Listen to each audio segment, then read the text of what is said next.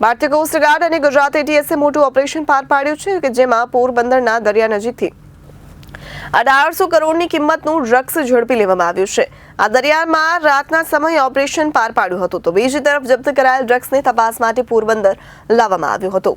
12 અને 13 એપ્રિલના રોજ રાત્રિના સમયે કરવામાં આવેલ ઓપરેશનમાં ભારતીય કોસ્ટગાર્ડે ગુજરાત એટીએસ સાથે સંયુક્ત રીતે સમુદ્રમાં ગુપ્ત માહિતી આધારિત નાર્કોટિક્સ વિરુદ્ધ ઓપરેશન હાથ ધરાયું છે, જેમાં આશરે 1800 કરોડ રૂપિયાની કિંમતનો 300 કિલોથી વધુ માદક દ્રવ્ય જપ્ત કરવામાં આવ્યો છે। આ ઓપરેશન આંતર એજન્સી સંકલનનું એક ઉત્તમ ઉદાહરણ હતું કે જેમાં ગુજરાત એટીએસ તરફથી પુષ્ટિ કરાયેલ ઇનપુટને આધારે કોસ્ટગાર્ડ ક્ષેત્રના એક આઈસીજી જહાજ કે જે ઉત્તર મહારાષ્ટ્ર દક્ષિણ ગુજરાત વિસ્તારમાં બહુ મિશન તૈનાત પર હતું। કાલ્પનિક આંતરરાષ્ટ્રીય દરિયાઈ સીમા રેખાની નજીક ટ્રાન્સપીચમાં પ્રયાસને હાથ ધરવામાં આવે તે પહેલા જ તેને વાળવામાં આવ્યો અને અટકાવવામાં આવ્યો। આમ સફળ કામગીરી થઈ। ड्रग्स के अधिकतम केसेस करने के लिए भारत सरकार और गुजरात सरकार का गुजरात पुलिस को सतत निर्देशन और मार्गदर्शन रहता है। इस संदर्भ में गुजरात एटीएस द्वारा लैंड के ऊपर जो लैब्स के केसेज हैं, कंटेनर्स के मार्फत जो केसेज होते हैं, समुद्री मार्ग से फिशिंग बोट्स के मार्फत जो केसेज होते हैं, उस तरह के केसेज काफ़ी किए जाते हैं। बहुत सारी राज्य और केंद्रीय एजेंसीज के साथ भी इसमें संकलन किया जाता है।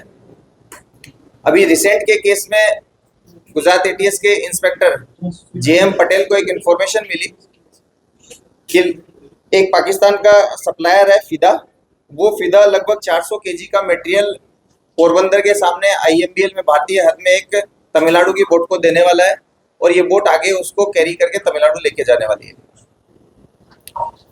इस इंफॉर्मेशन के ऊपर तात्कालिक टीम बनाई गई।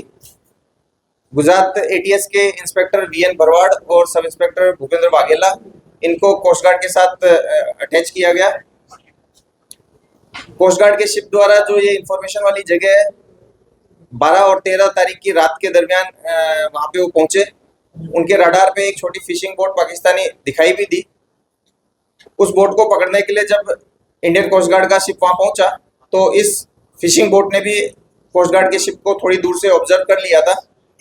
इसलिए इनका जो स्टैंडर्ड रिएक्शन होता है कि ये लोग बोट में जो रखा हुआ माल है वो पहले फेंक देते हैं ताकि इनके पकड़े जाने की कंडीशन में ये लोग अपने आप को निर्दोष बता सकें कि हमारे पास से किसी भी माल की रिकवरी नहीं हुई है। और साथ साथ इन लोगों ने पाकिस्तान के बॉर्डर की तरफ भागना चालू किया।